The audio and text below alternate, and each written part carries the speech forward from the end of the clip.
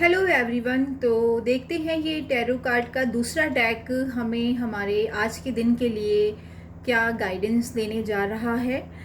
हो सकता है कि आप काफ़ी दुखी हैं, कोई चीज़ आपको बहुत परेशान कर रही है।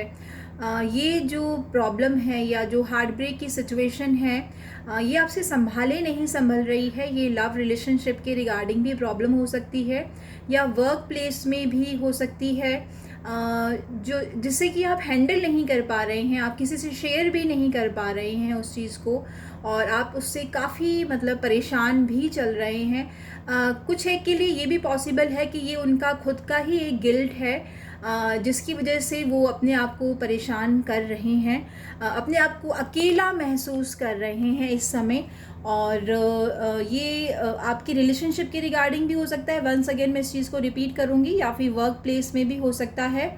और ये अकेलापन आपको काफ़ी परेशान कर रहा है, या फिर ये कुछ समझाने के लिए भी आया है कि आपको अपनी डायरेक्शन को इस समय चेंज कर लेना चाहिए। जहाँ पे भी आपका मन लगा हुआ था या फिर जहाँ पे भी आपका मन अटका हुआ था, तो ये समय है कि आपको वो मोमेंट समझाने आया है कि थोड़ा सा अपनी डायरेक्शन को चेंज करिए, कहीं अपने और कहीं मन को लगाइए। हो सकता है जैसा आप चाह रहे थे वैसा रिजल्ट नहीं मिला, या फिर जो कुछ भी आपने किया, तो जिस तरीके से आप रिजल्ट की एक्सपेक्टेशन कर रहे थे वो चीज़ें वैसी नहीं हो पाई हैं, जिसकी वजह से ज़्यादा दुखी हो रहे हैं आप। और तो आप हर चीज़ को कंट्रोल नहीं कर सकते हैं, चाहे वो वर्क प्लेस हो, चाहे कोई रिलेशनशिप हो। और मुझे ये किसी और की बजाय खुद का गिल्ट ज़्यादा नज़र आ रहा है। अदरवाइज़ 3 ऑफ सॉर्ड्स की एनर्जी के लिए हम कहते हैं कि किसी ने आपका दिल तोड़ दिया है, बट इस डेक में मुझे इस समय यही एनर्जी कह रही है कि ये आपका खुद का गिल्ट है, और इसको थोड़ा समय लगेगा उस चीज़ को भरने में, या उस चीज़ से आपको बाहर निकलने में। एकदम क्विक की एनर्जी नहीं है, परंतु उसके लिए भी हार्डवर्क या अपने मन को खुद ब खुद समझाना होगा। कोई और इसके लिए जिम्मेदार नहीं है। और अगर आप देखेंगे कि अगर आपने अपने मन को समझा लिया या फिर इसको थोड़ा सा पॉजिटिव डायरेक्शन में ले गए, तो समय डेफिनेटली बदल रहा है। अपने आप को आप बिज़ी कर सकते हैं, किसी छोटी मोटी ट्रैवलिंग पे जा सकते हैं, वो भी आपके लिए काफ़ी हेल्पफुल रहने वाली है। और डेफिनेटली नेक्स्ट वीक के मिड तक, या नेक्स्ट वीक नहीं, नेक्स्ट मंथ के एंड तक आप उस प्रॉब्लम से कम्प्लीटली बाहर निकल रहे हैं। आफ्टर दिवाली आप उस प्रॉब्लम से कम्प्लीटली बाहर निकल रहे हैं, वर्क प्लेस में, और फिर से रिलेशनशिप में हो, फिर से वही ऑरा, वही चार्म और वही खुशी आप महसूस कर पा रहे हैं। बट एफर्ट आपको ही लगाना पड़ेगा। कुछ एक के लिए ये भी पॉसिबल है कि वो आने वाले 2 महीनों में कहीं आउट ऑफ इंडिया जाने की प्लान कर रहे हैं।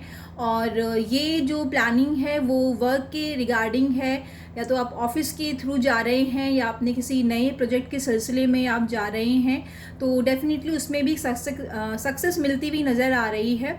कुछ एक के लिए ये 2 वीक की भी एनर्जी हो सकती है।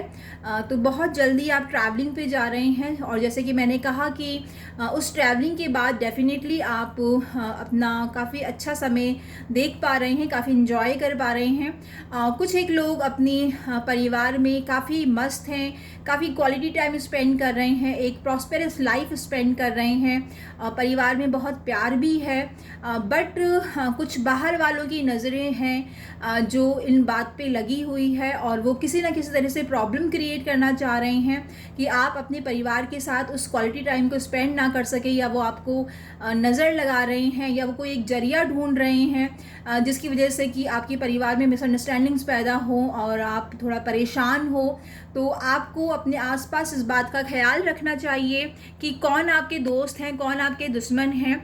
और अगर आप इस रीडिंग को देख रहे हैं तो आप इतने समझदार अब तक हो गए होंगे रीडिंग देख के, या फिर गाइडेंस के थ्रू, या पॉजिटिव गाइडेंस के थ्रू, कि आपको समझ में आ रहा होगा कि कौन आपका अपना है, कौन आपका पराया है, कौन आपकी लेग पुलिंग कर रहा है, कौन आपकी सफलता से खुश होता है। ज़रूरी नहीं है कि जो आपके अपने दिखाई देते हैं वो आपको अंदर ही अंदर एडमायर कर रहे हैं। तो अपनी परिवार की खुशियों का ख्याल रखना।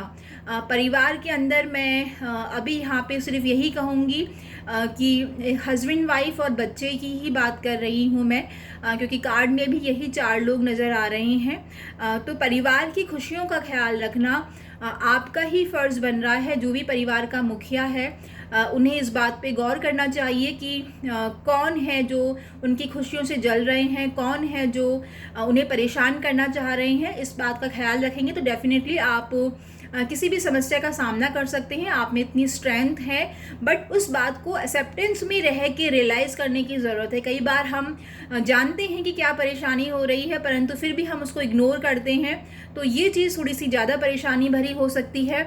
और कुछ एक के लिए ये भी पॉसिबिलिटी है कि फाइनेंशियली वो काफ़ी स्टक फील कर रहे हैं, या फिर उनके मन में कोई बात ऐसी घर कर गई है जो पिछले 1-2-4 महीनों से चल रही है, या फिर थोड़ा समय हो गया है, जिसकी वजह से वो करंट एनर्जी में आ नहीं पा रहे हैं। बार बार उसी जो प्रॉब्लम उनके दिलो दिमाग में घर कर गई है, उसी के बारे में सोचे जा रहे हैं और वो उस चीज़ से कहीं बाहर नहीं निकल पा रहे हैं। तो थोड़ा सा अपने दिमाग को, अपनी बॉडी को रेस्ट देने की ज़रूरत है।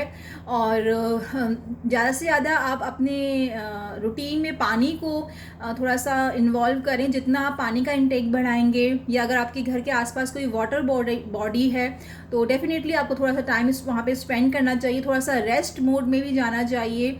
और जैसे कि मैंने पहले भी कहा, ट्रैवलिंग भी बेस्ट रहेगी आपके लिए। तो जैसे ही आप लौट के आएंगे तो बहुत सी चीज़ें क्लियर हो जाएंगी। और बॉटम ऑफ डेक की एनर्जी कह रही है कि आपके मूड स्विंग्स बहुत ज़्यादा हो रहे हैं, कभी बहुत गुस्सा आ रहा है और आप उस गुस्से को संभाल नहीं पा रहे हैं, और उस गुस्से को आसपास के लोग भी बेयर कर रहे हैं। आप खुद भी परेशान हो रहे हैं और अपने आसपास जो आपको चाह रहे हैं, आप उन्हें भी परेशान कर रहे हैं। और आप अपने उस मूड स्विंग को दुनिया जहान को बता रहे हैं, जाहिर कर रहे हैं। तो ये एक समझदारी की निशानी नहीं है, और आपको थोड़ा सा मैच्योरली एक्ट करना चाहिए। अपने मूड स्विंग पे ध्यान दीजिए, अपने अंदर की यात्रा कीजिए, मेडिटेशन कीजिए।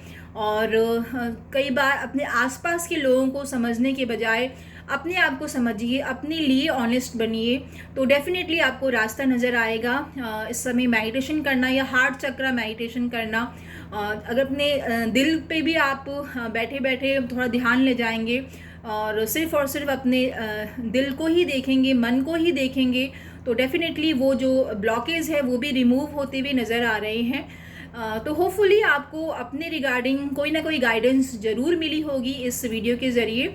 और यकीन रखिए कि आपके जो आसपास लोग हैं, आपकी जो फैमिली है, वो आपको बहुत चाहती है, बट आपके मूड स्विंग्स के और जो भी आपका गुस्सा है और जो भी आप समझ नहीं पा रहे हैं क्या सही है क्या गलत है, इसकी वजह से आप परेशान हो रहे हैं, उन्हें भी कर रहे हैं। तो थोड़ा सा ख्याल रखें, पानी खूब सारा पीजिए और कहीं ट्रैवलिंग कर लीजिए छोटी मोटी, और अपने आप को खुद ही हील करिए, अपने लिए खुद ही एफर्ट लगाइए। तो डेफिनेटली आने वाले समय में आप इस प्रॉब्लम से बाहर निकलते हुए नज़र आ रहे हैं। तो आज के लिए इतना ही। Lots of blessings, lots of love. अपना ख्याल रखिएगा और कमेंट बॉक्स में आप बताइएगा कि ये रीडिंग आपसे कितनी रेजोनेट हुई। कोई सवाल है तो डेफिनेटली आप कमेंट बॉक्स में लिख सकते हैं, मैं ईच एंड एवरी कमेंट का जवाब जरूर दूंगी। Thank you so much everyone.